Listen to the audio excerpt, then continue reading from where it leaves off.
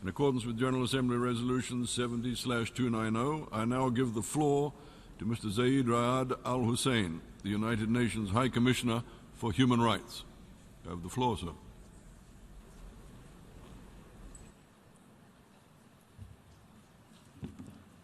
Thank you, Mr. President, distinguished President, Secretary General, Excellencies. This should not be a comfortable summit.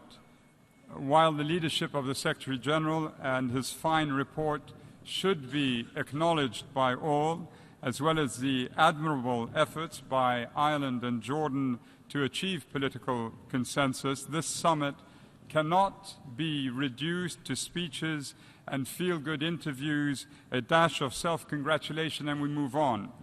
When millions of people see freedom's invitation only through the flapping canvas of a tent, when they carry their children and their possessions on their backs, walking hundreds, perhaps even thousands of miles, when they and their families risk drowning and are kept cramped in appalling detention centers, and once released, risk abuse by racists and xenophobes.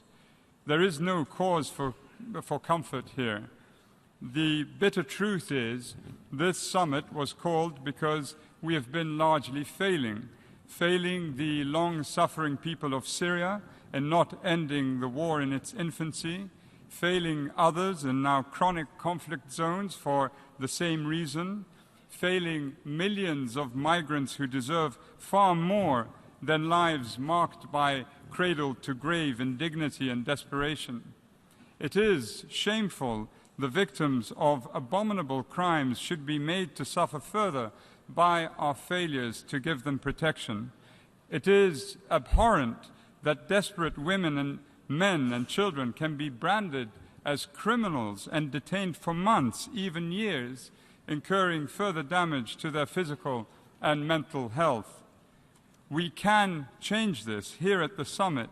Together, respect, safety, and dignity for all, but not when the defenders of what is good and right are being outflanked in too many countries by race-baiting bigots who seek to gain or retain power by wielding prejudice and deceit at the expense of those most vulnerable and ultimately even those who support them initially.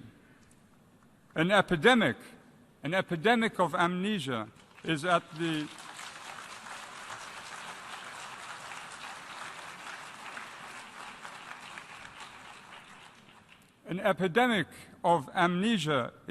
the heart of this moral collapse in some quarters.